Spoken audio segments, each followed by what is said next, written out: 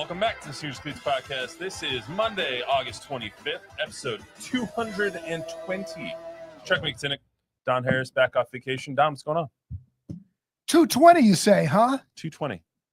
It's impressive. Seems like yesterday. It's a lot. I'll tell you what's going on. Football season's what's going on. Yeah, we got Coming a lot of back to work the week of, week 0, week 1, whatever you want to call it. Exciting times, high school, college. You do anything fun on your vacation or not? You know, I did a lot of fun things, but I didn't leave town. And seems like I worked most of it somehow, some way. I heard from you more on Monday. The last UTSA week. luncheon was nice with Jerry Rice. Yeah, good job at that fun. too, by the way. It was a lot of fun. Very entertaining. Thank you. Yeah, that was fun. Yeah, I mean, Jerry carried the show. Nice guy. You were just kind of there. That's right. My job was just lob him softballs and let him rip the Cowboys. I got a couple shots in on him, though. Have you guys watched the Gambler and his Cowboys yet? Did you finish all of it, Chuck? I did. What did you guys think of it before we get into the rest of the conversation? Overall, great, but I have some concerns. The Jimmy Hoffa thing, I can't get out of my head. It's fair enough. I cannot get that out of my head. Do you realize what that means if he makes that deal with Jimmy Hoffa and who that ties him into? That's true. That's a good point. Yeah. And luckily, his dad was smart enough to talk him out of it. Yes. Well, yes, but he did and was financed by Jimmy Hoffa for 10 pizza parlors. What happened there is our question. I guess we need a new. I guess he paid the loan back. He's still here.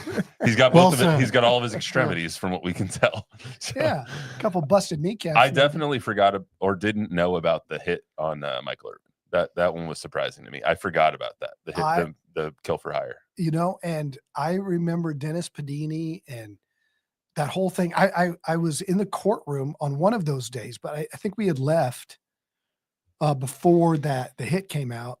But you're right. I had forgotten that the girlfriend's boyfriend, who was a police officer, had put out the hit on Michael. Maybe don't sleep with the police officer's wife. Well, maybe, yeah. Just a suggestion. You know what they didn't bring up? What Irvin didn't bring up? He said the cops knocked on my door. And I said, "We're good, guys. Open the door right now," with his gun. Irvin conveniently left out that his real response was, "Don't you know who I am?" I also forgot that he almost killed his teammate. Oh yeah. Yes. Everett. Whatever the O lineman's name MacGyver. was. Yeah. Yeah. But anyway, so we're not here to talk about that. Subscribe to the YouTube channel, News 4 and Fox SA. Download, rate, review the podcast version wherever you get your podcast. We got a lot going on. I want to get Don's take on the Project Marvel stuff since he was gone last week and conveniently didn't tweet about it after like Wednesday. We'll get that. Chuck and I won't give our 2 cents again because 2 podcasts last week. You can go back and listen to them if you want to. Plus, NFL teams getting their rosters down to 53 men. The Cowboys, Mozzie Smith, is he going to make it or not? Does he deserve another chance? 2 years in, the first rounder hasn't lived up to expectations. So we'll talk about that. Plus, the Micah Parsons situation from Friday night, laying down on a training table during the last preseason game, and the call me sign to Atlanta Falcons fans. Take that for what you will. Last but not least, we founded this podcast on a couple of principles: Spurs, Cowboys, and the more is the high school football aspect of this. High school football starts this week, so we will get a little bit specific on the San Antonio high school football teams as the TNL kicks off on Thursday. One of our favorite things to do all year. So first and foremost, guys, area code 220. I got nothing. I'm going to say North Dakota. It's actually a really sad thing that Bob's not here today because he would get it right. Really? It is Newark, Lancaster, Athens, and Marion, Ohio. Central and southeastern Ohio. 220. So, just fun fact. Athens. Actually, fun fact, there is a city in Illinois pronounced Athens. And that's why I pronounce it that way, because I covered it in my first market. Isn't Athens, Ohio, though, where Miami of Ohio is? It might be. I believe so. Is it? Yeah, I believe so. Oh, okay. Chris Hoffman, ladies and gentlemen, filling in for Bob today. All right, Don, give me 2 minutes on Project Marvel. Just to catch everyone up, City Council voted to move forward with the term sheet. The next thing that comes out on Project Marvel in Spurs Arena is a vote in November, $311 million from the county venue tax. Do Do you want to give me 2 minutes real quick? Yeah, I think this is the way it was always going to go. 7-4. I thought there was some that believed it could go 8-3.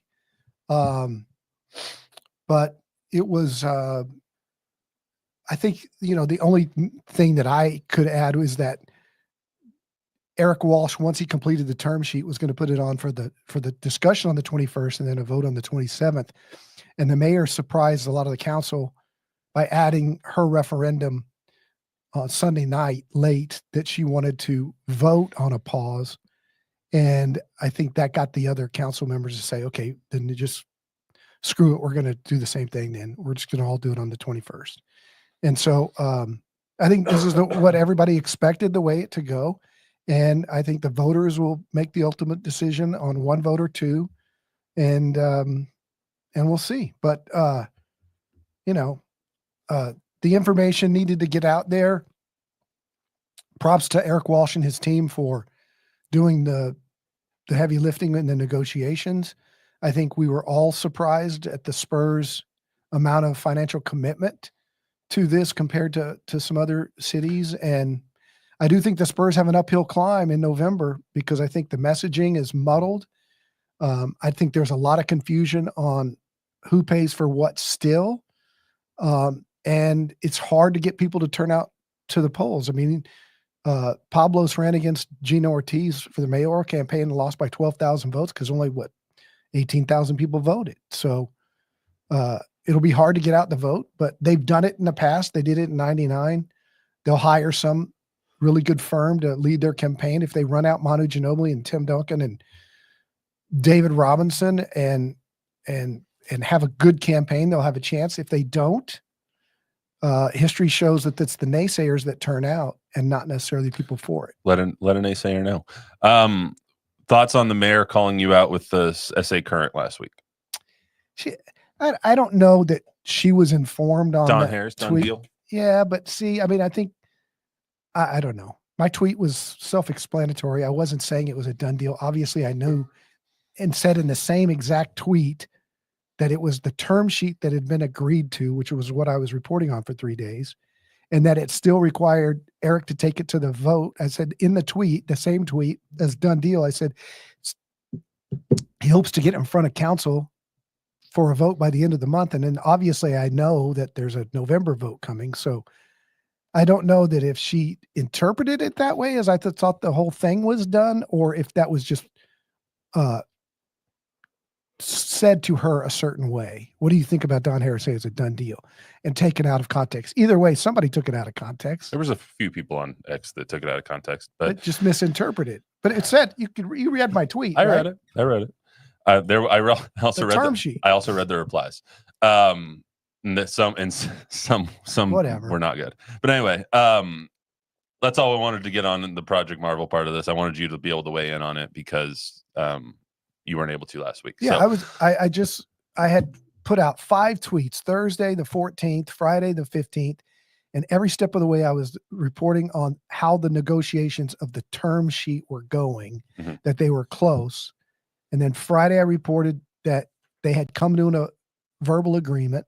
And then Sunday I reported that it was a done deal. The term sheet had been agreed to. Obviously the council still had to vote. Obviously people have to vote in November. So I wasn't saying the arena's like the shovels are going in the ground. I wasn't saying it's a done deal. We're building an arena. I said the term sheet had been agreed to. So that's all I said. Let's move on to the Cowboys here. Obviously, the next thing with Project Marvel is the vote in November. And so we'll see a huge public campaign over that, I'm sure, over the next 70 days or so until Election Day.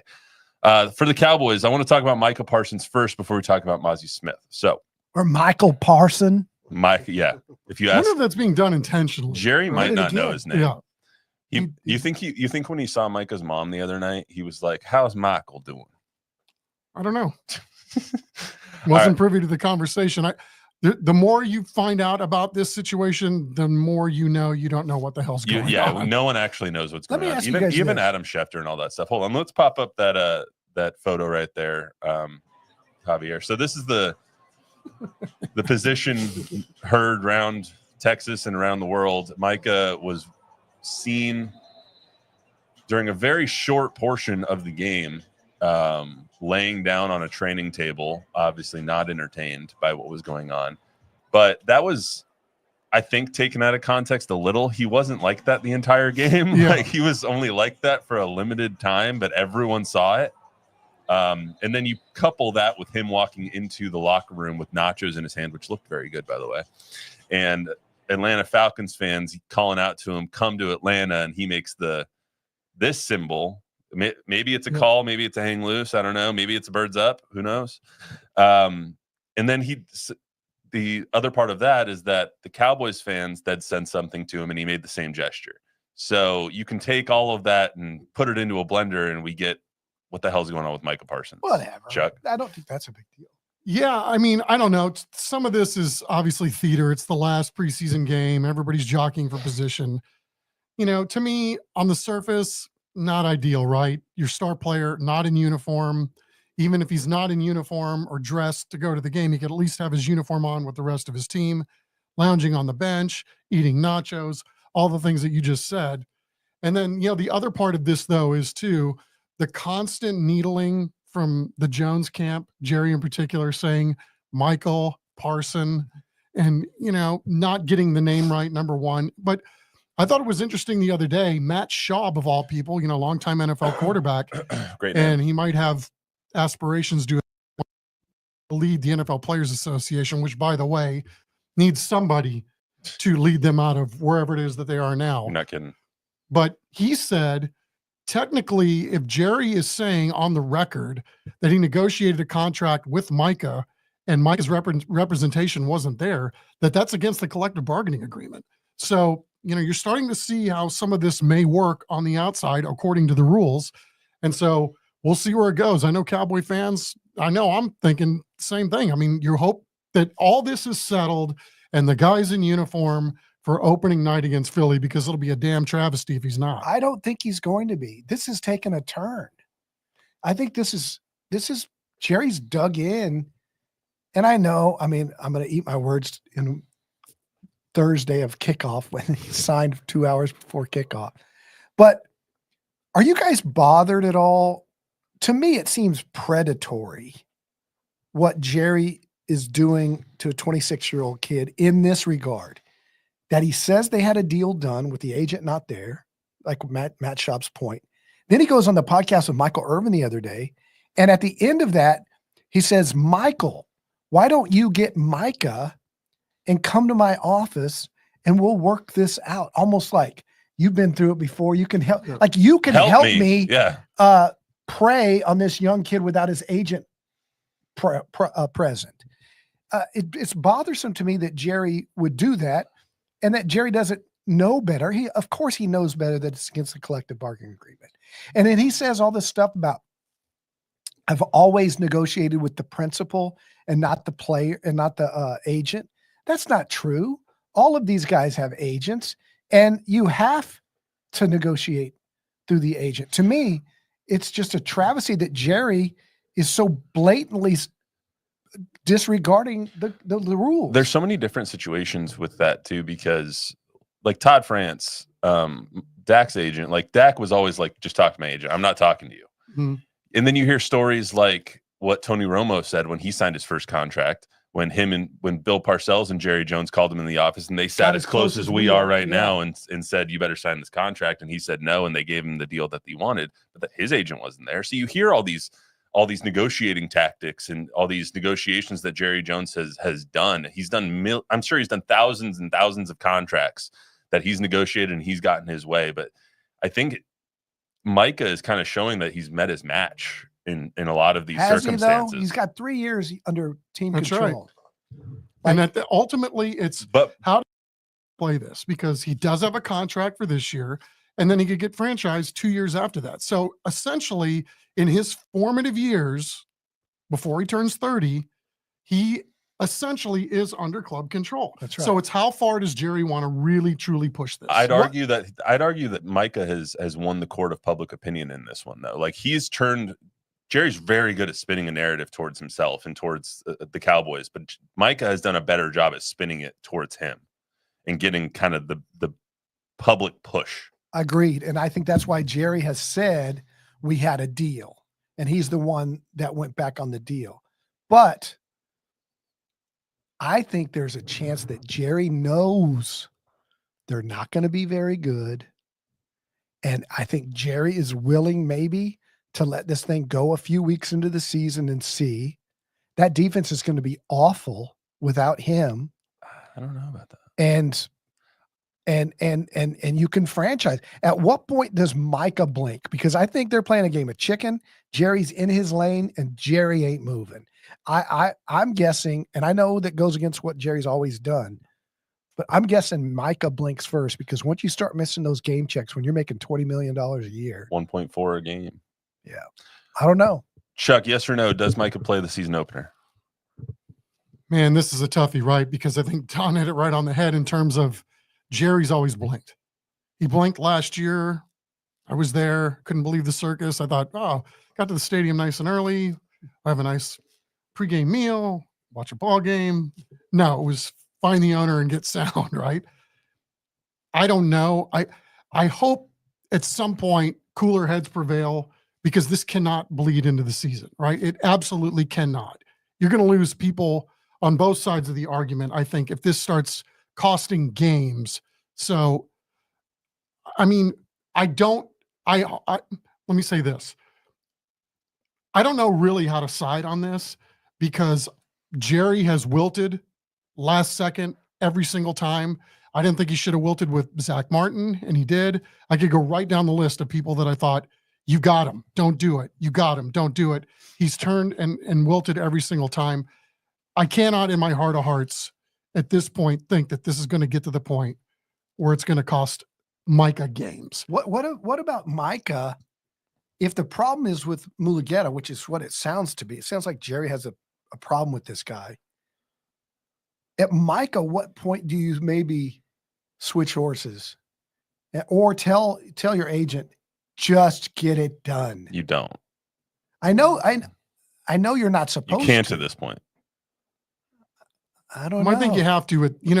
There's going to have to be give and take. Obviously, if he loses $40 million the first 2 weeks, don't you call your agent? And He's say, not going to lose $40 million in the first 2 weeks. I mean, He'll lose $3 million. close to $3 million. Yeah, you lose $3 million the first couple of weeks. Do you? And if you were the one that if Jerry's telling the truth and you were okay with the numbers that Jerry and you agreed to at the time, you're going to tell me the Cowboys go 0-2 without Micah, and Jerry doesn't come running like he did with Emmett? I don't buy that. I don't know, because that was a Super Bowl team that was defending Super Bowl champs that ended up winning another one. This team is a 7-8 win team. As Emmett likes to point out, right? Emmett did not have a contract. His contract was literally up.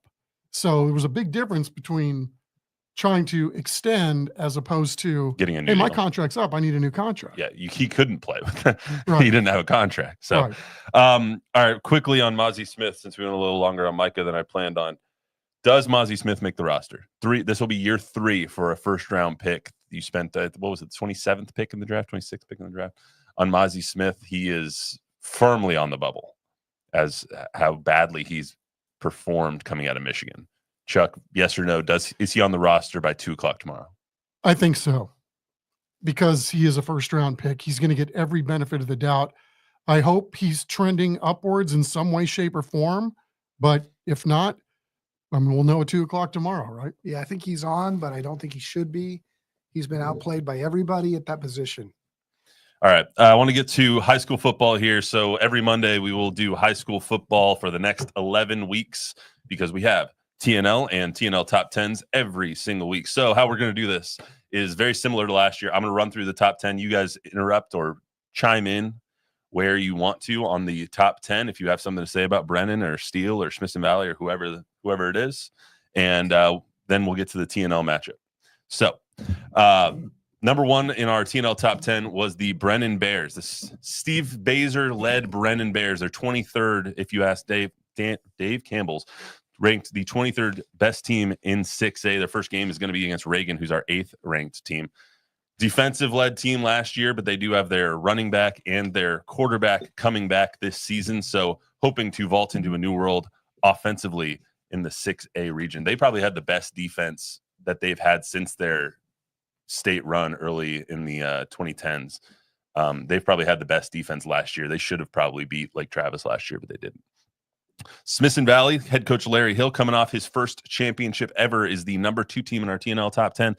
They are the second ranked team in 5A D1. I'll give you one guess as to who number 1 is.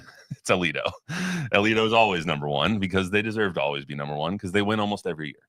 Yeah, So how about 2 teams from that league in our top 5 as we skip ahead maybe just a little bit without giving any team 3 teams in that district in the top 10. There you go. 3 teams in that district in the top 25 of 5A teams. So that district is going to be ridiculous. Smithson Valley has a lot of returners on the defensive side of the ball. 8 returning starters on the defensive side of the ball, including Hudson Woods and Justin Roberts and Colton Hornsby, who's picked to be really freaking good. So a lot of experience. You're going to have to kind of roll with the punches on offense for a little while, but that's like we said, that district's no joke. You got Piper and New Braunfels in that district. And that quarterback, as good as he was last year, Kate Bradley. Yeah, they had the backup got a lot of mop up time, so I think it's kind of like the Arch Manning situation. I don't think he's going to have big eyes going into this thing. He's got some experience. Some people that do not have a lot of experience is Cibolo Steele, who in Dave Campbell's words written in their magazine, Steele doesn't really go through a rebuild very often, but they might have to this season because they lost so much offensive firepower last season with their quarterback, both the receivers, everybody on the offensive line. They only have 2 returning starters on the offensive side of the ball. David Sines is going to have a tough task this season. Something tells me they'll be just fine as long as you got House of Hatton back there. Yeah. I can't believe that guy's finally a senior now. I know. We've been talking about it for 10 years. You're absolutely right. Jonathan Hatton, the running back going to Texas A&M in the fall, switched over his commitment last season from Oklahoma to Texas A&M. They also have a big man named Julian Hugo on defense, who had a breakthrough season in his junior year. So they're likely to be really good. They're picked to win that district, but San Marcos is going to be really good too. And I don't know. You can't really pencil them in like they usually do. So we'll see. They're number 3 in the TNL top 10 poll. Harlan Hawks, coming off their best season ever, are number 4 in the TNL top 10 poll. Eddie Salas always has a great squad over at Harlan, and just props to Salas for coming back from cancer this season. He found out 2 weeks after their longest playoff run ever that he had cancer. He fought it, he battled, he won. Yeah. And now he's coming back. He didn't know if he was going to coach ever again. So props to Eddie Salas on that. Amen. They have good. Jivery Graham is their star on offense. He is deaf. He's a deaf running back, which is awesome. Another awesome story coming out of that school. Harlan just has all the awesome stories this year. They're also playing for, I think it's their offensive coordinator's mother who died recently in a surprise. So they lost lots of talent. Peyton Matthews going to Rice, but best season last year was kind of a surprise. Made it to the regional finals, lost in the regional finals. Yeah, and to the eventual state champs. And, when you hear them talk, they're talking about it. Why not us? Right. Why not we them? saw and we lined up who we played against last year. So got to get there first. But I like the fact that they're talking the talk this year about going as far as you can possibly go with this. 3 teams in that district in our TNL top 10 as well, with Sotomayor and Brennan. So number 5 is Piper Warriors, led by Nick Rogers. They are the 11th ranked team in 5A D1, part of that Smithson Valley district. They play Bernie on Friday. Got 6 and 6 returners on offense and defense. Rogers and his team took a really tough loss last season in the second round. They were undefeated. Go to Flower Bluff, comes to town and beats them in double overtime, and Nick Rogers was shocked that they went for 2 to win that game. So they've got a chip on their shoulder to come back, and they kind of remind me of UIW, offense that clicks no matter who's at quarterback. But sometimes you get the wrong quarterback in there, and maybe your offense doesn't click. So and they've been real good at getting a quarterback every year out of the portal. They have. Pretty much. Honestly. So they're going to be really good. The Johnson Jaguars are 6th. Their head coach is TP Miller. We'll talk about them just here in a little bit since they're on TNL. Number 7 is New Braunfels. They're the 3rd team in that district that's going to be really good. They're the 23rd ranked team at 5A D1. Play Madison on Friday.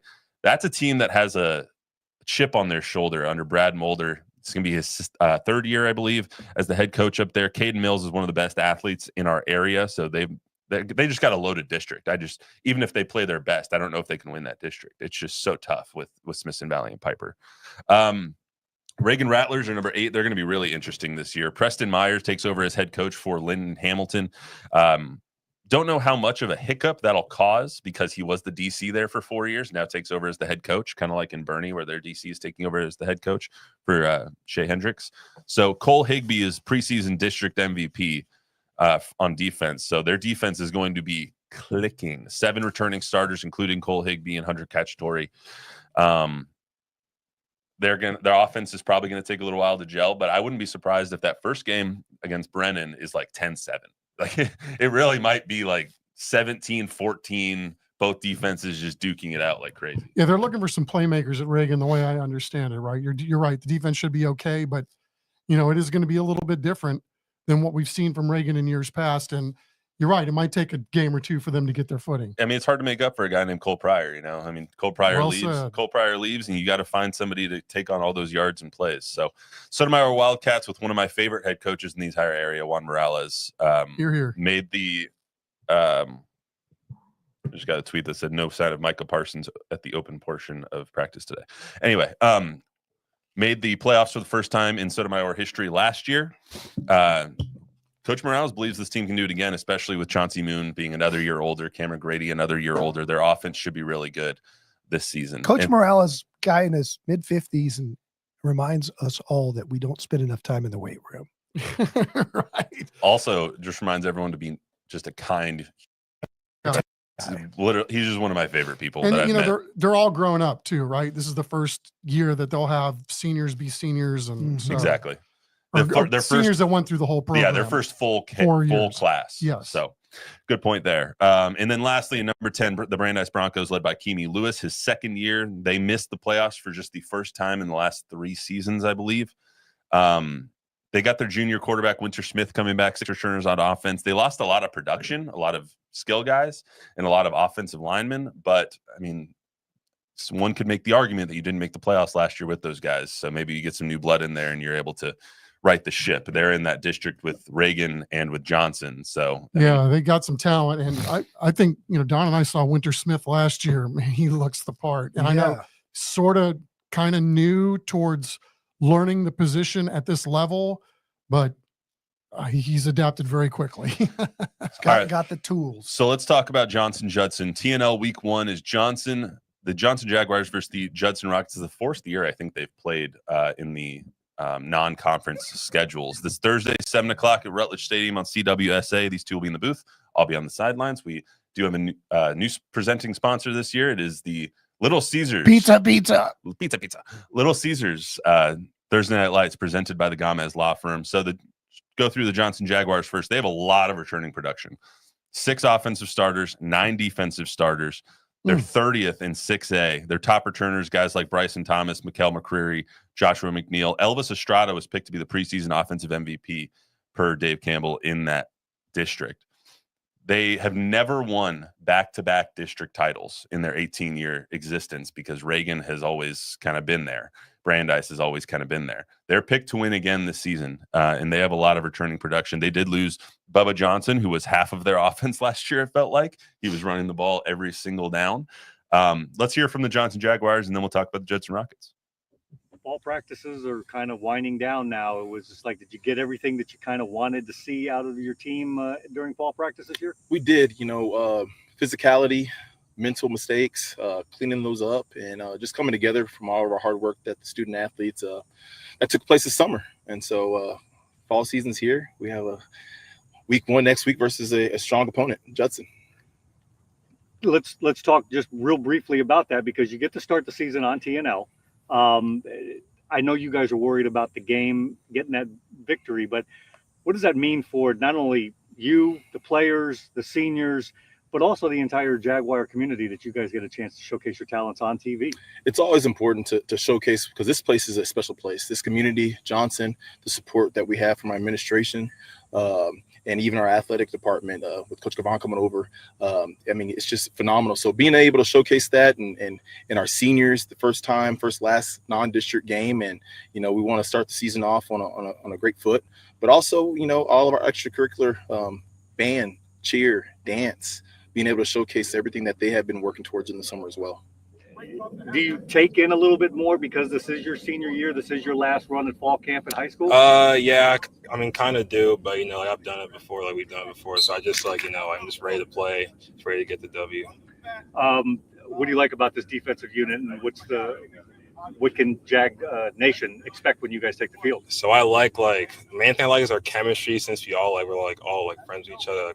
We're just together, we're more together, we're more focused, we're more locked in for you. Like, we're trying to make it further this year. And, you should expect like a lot of picks, a lot of fumble recoveries, all that. Yeah. What do you like about this offensive unit as you guys get ready to wind down fall practice and get ready for the season? We all show up with effort every day. We all just put our best foot forward, and regardless if we're hurt, we're tired, we still come with the end goal in mind. What we did last year doesn't matter anymore. You know what I mean? So we're just gonna build. Although like we're still building off of it, we're not gonna be like, oh, we went second round last year. We're just starting 0-0. I know you're worried about the game against Judson, but for a senior, one last chance to get to showcase your talents on television for all of San Antonio and South Texas to see. What does that mean to you? It's cool, you know what I mean? But I'm just worried about the win. So even though we'll be on TV, we could be on national TV too. But all we got to do is go 1-0 next Thursday. So on the other side of things, as compared to Johnson is Judson. Judson is in a much different position where a lot of people are picking them not to make the playoffs once again, which is not what they're used to. So especially under Mark Soto. Mark Soto's had I don't want to say he's had a rough go since he's been back at Judson, but they haven't been as good as I know he wants them to be since he's gotten there. They have a few returning starters. They did lose their 3-year starting quarterback, Elijah Favela. He graduated last year, but they do have Jay Storm Knight, who is one of the best prospects in our area, especially along the offensive line. He's a soft. You want go ahead. No. Go. I was just going to say, he just like this week, he turned 15. Yeah. Like the kid was 14 years old and he got offers from Texas and Texas A&M. He's 6'6", 6'7", 385. He's going to need to drop a little bit of weight, but damn. That's Or all I just got to say. Make it muscle as you grow even bigger. Is Yeah, there an he's a NFL? sophomore. Is there an NFL offensive lineman that's 385? Not off the top of my head. I don't know. I don't think so. I don't think so. Usually it's about 320 is the max, right about there, 320, 330. But I mean, he's a big MFer. Like he's a big kid. He's his own area code. Yeah. And I mean, they have a lot of Nate Boot. I'm going to pronounce his name wrong. Booty is how I believe his last name is pronounced. We're going to hear from him in a second. They have a lot of veteran leadership on their offensive line that's coming back, but they do have to work out a new quarterback. They have to work out new weapons on the outside. You're going to hear from Mark Soto here in a second. He is 100% committed to getting back to the playoffs and proving everyone wrong this season. So. Yeah, I wouldn't bet against him either because, a lot of this is he's trying to build a different culture, wants more straight and narrow. And if anybody's up for that job, it's Mark Soto. And yeah, I would not go to sleep on a Mark Soto squad ever. Yeah, take a listen to how intense Coach Soto is when Jack asks him these questions. People may not think we're going to be good, but it sounds like your bunch wants to show everybody something. I'll tell you right now, our kids are confident in what they can do, and our coaches are confident as well. So we're looking to move forward and make sure that we understand that we take off around here. We don't just stay on the landing pad. We take off. So what kind of bounce back do you expect this year?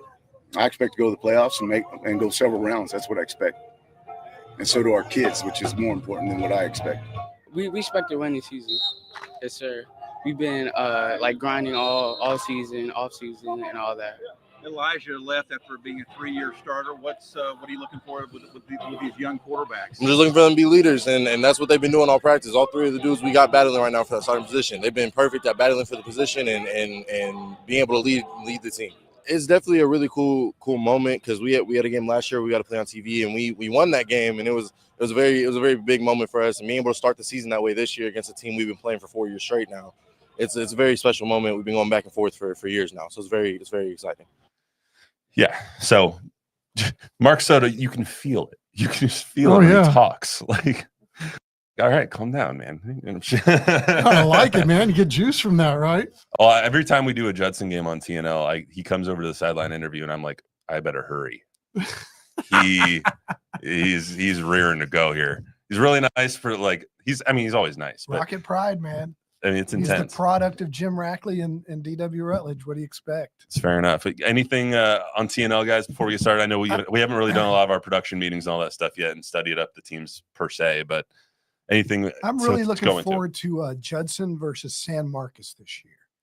And for those that don't know, it is a 4-year-old soap opera where October 17th. San Marcos went into the portal when there wasn't a legal one and loaded up, and they were put on 3 years probation, I believe.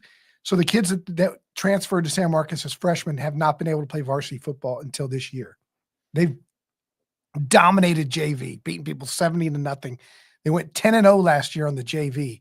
The varsity went 0-10 because these kids, some of them big time college recruits, have been forced to play JV. And these are kids that probably should have gone to Judson and others. Mark Soto turned them in. They were found guilty by the UIL. They then pressed charges against Soto. He was found innocent in all this back and forth about eligibility. And so now the kids can play. They're going to play for San Marcos against Mark Soto.